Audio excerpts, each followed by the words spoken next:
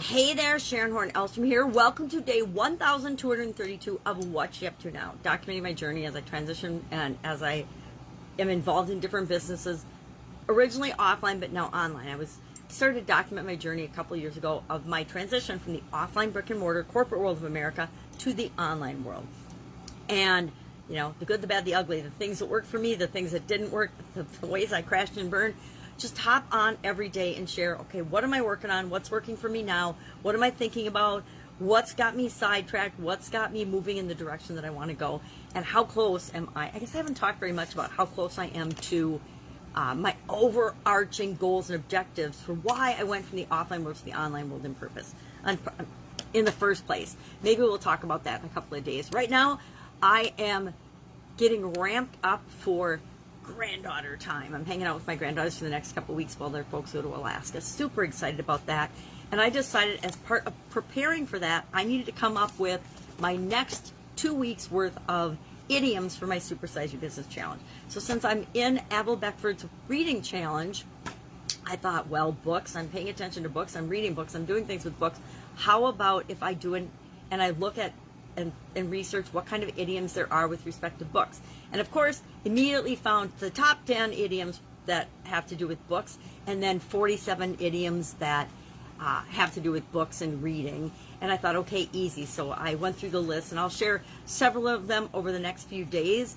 But I started out with wrote the book. Who wrote the book on ... What subject? Well, and then I got into what makes an expert. You know, Malcolm Gladwell defined an expert in his book Outliers a while back, and then everybody on the planet, of course, adopts that, just like the 21 hours to form a new habit, which is nonsense, by the way, not scientifically backed. It was said by a personal development coach or a personal development speaker, actually, and then a whole bunch of other people picked up on it, and it spread like wildfire through the internet, through the world, and it's, you know, one of those things that no scientific foundation in it. It just was something that he had read out of something, and it sounded good, so he said it, and everybody picked up on it. And it's the same thing with the 10,000 hours. Malcolm Gladwell wrote about 10,000 hours in Outliers. 10,000 hours of deliberate practice. Deliberate practice, clearly defined by Malcolm, is goal setting, quick feedback, countless drills to improve your skills with an eye on mastery. And that is, you know, deliberate practice. That definition is loosely interpreted by anyone that's becoming an expert on something. Now, if you truly want to become an expert on something, you absolutely positively can do it, and it may or may not take you 10,000 hours. It's like how many days does it take you personally to form a new habit or to break a bad habit? Absolutely person specific and person dependent. It depends on you. It's going to be different for you, and it's going to be different for you for different things in your life. It took me, and I think I shared this, it took me like 7 years to not crave a diet pop every single day. I drank diet pop for probably 20 or 30 years, and then I gave it up. And I literally craved diet soda for 7 years. I mean, I remember I hit the 5-year point, and I'm like, is there going to be a day that I don't wish I was drinking a diet soda? A Diet Coke was my main addiction back then, but a diet soda in some way, shape, or form. And I remember, you know, it was like after 7 years before I stopped craving that and wanting that. And so I think each and every one of us are different. It depends how long you've had a habit and on all kinds of other factors. So we can't compare ourselves to other people. We can get a ballpark, but if we compare ourselves to other people, we are always going to be disappointed. So the whole expert thing, I think it's fascinating. But I want to talk about, for the next 15 days or so, we're going to do a book idiom every day. So I think it's a really fun list. And some of them I've used before. There's a couple I've never heard of. I've never heard of some of them. So that's fun.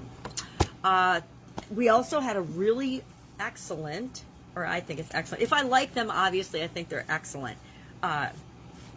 Topic for our Do One Thing Every Day that centers you, our annual challenge, all about you, 365-day challenge to do one thing every day that centers us and to get to know ourselves better.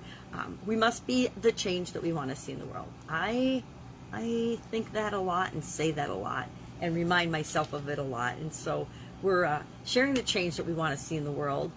And we're also saying, okay, well, how and what am I going to do to be a little, even if it's the teeniest, tiniest part of that change, what can I do to contribute to it? If we want the world to be a happier place, how are we going to show up happier to be the example for other people? Something as simple as that. So that's a fun one. Like I said, the next couple of weeks, I am dedicated to family. I'm doing the minimum in my work areas and in things to keep rolling, kind of like when I was traveling. Hey, what can I fit into my travel schedule that moves my businesses ahead, but is, there's times in our life when we're focused more or less on other areas, physical, mental, emotional, spiritual, financial, relationships, contribution, and I'm adding communication and confidence this year. Those are the key areas of my life that I like to look at. The 7, but then also confidence and communication as just an area of personal improvement and study and understanding, maybe a little bit of expertise and mastery. I want to improve in those areas. So, and share with the people that I interact with. During certain times, we focus more on family and relationships. Other times, when I had my kids and was raising my kids, my young kids, when they were young, I needed to focus a lot more on my family than I do now. Now, for the next 2 weeks, I'm focusing, 90% on my granddaughters and 10% on the rest of my life and then the rest of business, etc.